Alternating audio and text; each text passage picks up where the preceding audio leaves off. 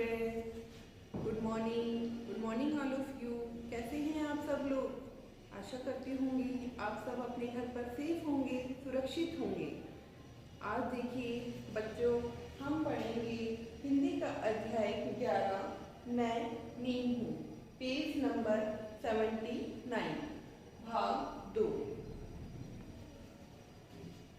कल हमने इस पार्ट फर्स्ट में हमने नीम के विषय में पढ़ा कि नीम का वृक्ष किस प्रकार हमारी सहायता पहुंचाता है, हमें हमारे लिए कितना वह लाभदायक है और किस प्रकार हमारी रोगों से रक्षा करता है। इस पार्ट में आगे हम भाग 2 में पढ़ेंगे कि पेड़ों से हमें क्या क्या प्राप्त होता है और नीम के वृक्ष की पत्तियाँ, उसकी जड़, उसकी जो फल है वो किस प्रकार हमारी सहायता करते हैं और अनेक रोगों से हमारी रक्षा करते हैं।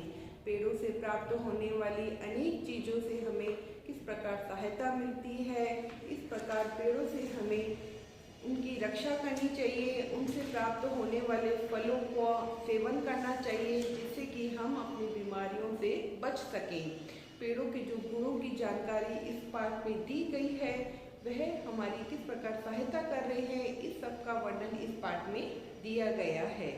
इसलिए हमें अधिक से अधिक पेड़ लगाने चाहिए और पेड़ों के जो औषधीय गुण है उन सब का वर्णन भी इस पाठ में हमने किया। आगे पेज नंबर 79 में हम नीम के पेड़ के वृक्ष के बारे में पढ़ेंगे। नीम का वृक्ष अपने बारे में क्या बता रहा है? वह बता रहे हैं कि मेरी जो सूखी पत्तियां हैं वह किस प्रकार अनाज के और चने के ढेर में रख देने से उनमें कीड़ा नहीं लगता। वैसे ही नीम की सूखी पत्तियां गर्म कपड़ों के ढेर में रख देने से भी उनमें कीड़ा नहीं लगता, क्योंकि जो ऊनी कपड़े होते हैं उनमें भी खराब होने का डर लगा रहता है। इसीलिए उसमें नीम की पत्तियां रख देने से उसमें किसी भी प्रकार का कोई भी जर्म्स, कीड़ा वगैरह उसमें नहीं लगता। मेरी सूखी पत्तियों को जलाकर धुआं कर देने से मच्छर भाग जाते हैं। आगे नीम का वृक्ष अपने बारे में बता रहा है कि जो नीम की जो सूखी पत्तियां होती हैं उनको जलाकर धुआं कर देने से, अर्थात जो नीम की सूखी पत्तियों को जलाने से जो धुआं हो जाता है उसको कमरे में कर देने से जो मच्छर होते हैं, क्योंकि मच्छर आप लोगों को पता है मच्छरों से बहुत ही प्रकार की बीमारियां फैलती हैं, मलेरिया रोग हो जाता है। इसीलिए हमें मच्छरों से उसको दूर भगाने के लिए हमें उनको सूखी पत्तियों को जलाकर उनका धुआं कर देने से मच्छर भाग जाते हैं। तुम जानते ही हो कि मच्छर मलेरिया फैलाते हैं और किस प्रकार हमारे लिए नुकसान पहुंचाते हैं हमें। इसीलिए नीम की पत्तियों से जो धुआं कर देने से वह मच्छर डरकर भाग जाते हैं। वे सब मेरे धुएं को देखते हुए 9-2-11 हो जाते हैं। देखिए बच्चों, इस पाठ में 9-2-11 हो जाना एक मुहावरे का प्रयोग किया गया है। इस मुहावरे का क्या अर्थ है? इस मुहावरे का अर्थ है भाग जाना। 9-2-11 हो जाने का अर्थ है भाग जाना, डर कर भाग जाते हैं मच्छर। जो मलेरिया जो फैलाते हैं मच्छर, वह मच्छर अगर नीम की पत्तियों को जलाने से उनका जो धुआं होता है उससे मच्छर वो डर कर भाग जाते हैं। जो लोग मेरी दातुन करते हैं, मेरी शब्द किसके लिए आया है मेरे बच्चों? यहाँ मेरी शब्द नीम के वृक्ष के लिए आया है। जो लोग मेरी दातुन करते हैं उनके दांतों में कभी कीड़ा नहीं लगता, अर्थात उनके दांत कभी भी खराब नहीं होते हैं। उनके दांत स्वस्थ और मजबूत बने रहते हैं तथा किसी प्रकार का रोग भी नहीं होता। दांतों में किसी भी प्रकार की कोई भी बीमारी, रोग वगैरह नहीं होता। यही नहीं, मेरी दातुन करने से पेट भी साफ रहता है। जो नीम के वृक्ष की जो दातुन होती है वह सवेरे कर देने से जो पेट के जो सभी प्रकार के रोग हैं उनसे भी हमारी रक्षा होती है और हमारा पेट साफ रहता है। कभी तुमने मेरे फल देखे हैं? आगे नीम का वृक्ष अपने बारे में क्या बता रहा है? वह बता रहा है कि तुमने मेरे फल देखे हैं, क्योंकि जो नीम का वृक्ष है उस पर भी फल लगते हैं। मुझ पर छोटे छोटे पीले पीले फल आते हैं। नीम के वृक्ष पर छोटे रंग के पीले रंग के फल निकलते हैं, जिन्हें क्या कहते हैं? जिन्हें बच्चों कहते हैं निगोली। निबोली भी बहुत ही कांट की चीज़ है, क्योंकि नीम की पत्तियों के अलावा जो नीम के फल हैं वह भी बहुत ही कांट की चीज़ है। हाँ, यह बात जरूर है कि मेरे फल आम, केले तथा सेब जैसे मीठे नहीं होते। जो नीम के वृक्ष के जो फल हैं वह आम और केला जैसे मीठे नहीं होते, क्योंकि आम और केला आदि स्वादिष्ट फल मीठे फल होते हैं, लेकिन जो नीम के वृक्ष के जो फल निबोली है वह बहुत ही कड़वी होती है। आगे जो नीम का वृक्ष कह रहा है कि थोड़े कड़वे होते हैं, अर्थात मेरे फल कैसे होते हैं, कड़वे होते हैं, पर इन्हें खाने से पेट की सभी बीमारियां दूर हो जाती हैं, क्योंकि जो नीम के वृक्ष की जो निबोली खा लेता है उसके पेट की सभी बीमारियां दूर हो जाती हैं।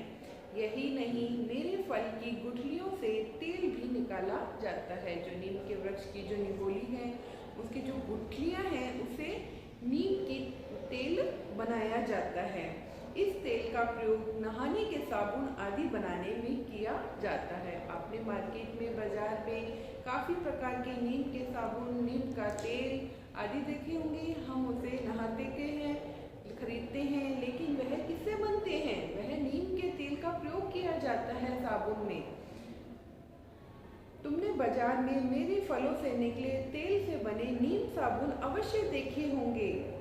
जो लोग इस साबुन से नहाते हैं उनके शरीर पर कभी फोड़े या फुंसी नहीं होती, क्योंकि नीम के साबुन का प्रयोग कर देने से हमारे शरीर पर जो चर्म रोग है, हमारी चमड़ी के रोग, जो फोड़े फुंसियाँ वगैरह है वो कभी भी नहीं होते। न ही कोई चर्म रोग होता है। चर्म रोग, चर्म का अर्थ क्या है? चमड़ी। चमड़ी का मतलब हमारी त्वचा से संबंधित कोई भी रोग नहीं होता। एक बात और, यदि किसी को ज्वर हो जाए, आगे वो नीम का वृक्ष क्या बता रहा है? यदि किसी को ज्वर हो जाए, ज्वर का अर्थ है यहाँ बुखार, अर्थात किसी को यदि बुखार हो जाए तो मेरी जड़ को उबाल कर पी ले। नीम के पेड़ की जो जड़ होती है उसको उबाल कर यदि पी लिया जाए तब उसका ज्वर, बुखार दूर हो जाएगा। देखा तुमने, नीम का वृक्ष कह रहा है मेरा हर भाग कितने काम का है, क्योंकि नीम की सूखी पत्तियां, नीम के फल और नीम की सूखी जड़ भी कितने ही काम की वस्तु है। मैं किसी से कुछ भी नहीं लेता। नीम का वृक्ष है तो वह कहता है कि मैं किसी से कुछ नहीं लेता, सबके उपकार में लगा रहता हूँ। फिर भी न जाने क्यों लोग मुझे काट डालते हैं, लेकिन मनुष्य बड़ा ही स्वार्थी है। वह हमेशा अपना भला सोचता है और वृक्षों को काटने में लगा रहता है। मुझे काटकर एक तरह से वे अपना ही नुकसान करते हैं। जो मनुष्य हैं वह स्वार्थी होने के कारण वृक्षों को काट देते हैं, पेड़ों से लकड़ी प्राप्त करते हैं, लेकिन वह पेड़ों को काटकर वह किसका नुकसान करते हैं? वह अपना ही नुकसान करते हैं। बच्चों, अपने घर आंगन तथा आसपास नीम का पेड़ अवश्य लगाओ। जो नीम का वृक्ष हमें इतनी छाया देता है, इतनी सूखी पत्तियों से जो इतनी काम आती हैं, जो उसके फल इतने काम आते हैं, इसीलिए बच्चों नीम का वृक्ष अपने घर आंगन में अवश्य लगाना चाहिए। कई बच्चों के घर में तो नीम का वृक्ष जरूर लगा हुआ होगा, आपने देखा होगा अपने घर आंगन, या घर आंगन नहीं तो अपने आसपास में देखा होगा। और प्रतिदिन नीम की दातुन करने की आदत डालो। इस प्रकार बच्चों हमने इस पाठ में नीम के पेड़ के वृक्ष के बारे में पढ़ा कि नीम का पेड़ कितना ही हमारे लिए लाभदायक है। इसीलिए बच्चों हमें मित्रों अपने पेड़ को अपना मित्र मानकर, अपना दोस्त मानकर उसकी क्या करनी चाहिए? रक्षा करनी चाहिए और अधिक से अधिक पेड़ लगाने का प्रण करना चाहिए। इसीलिए बच्चों आप प्रण लीजिए कि हम पेड़ों को कभी भी नहीं काटेंगे, पेड़ों की रक्षा करेंगे और अधिक से अधिक पेड़ लगाने की कोशिश करेंगे। इस प्रकार बच्चों अपने पेड़ों के औषधीय गुण के बारे में पढ़ा, उनसे प्राप्त होने वाले गुणों के बारे में देखा कि पेड़ हमारे लिए किस प्रकार लाभदायक हैं। बच्चों मैं आशा करती हूँ आपको यह पाठ बहुत ही अच्छी तरह से समझ में आ गया होगा। यदि आपको नहीं समझ में आया तो दोबारा इस वीडियो को आप देखिए और देखने के बाद आपको आशा करती हूँ यह पाठ बहुत ही अच्छी तरह से समझ में आ जाएगा। आप ध्यान लगाकर इस पाठ को अवश्य देखें। Thank you student, stay safe. आप घर पर रहें और सुरक्षित रहें। ठीक है प्यारे बच्चों, आपको यह पाठ समझ में आ गया होगा। Thank you.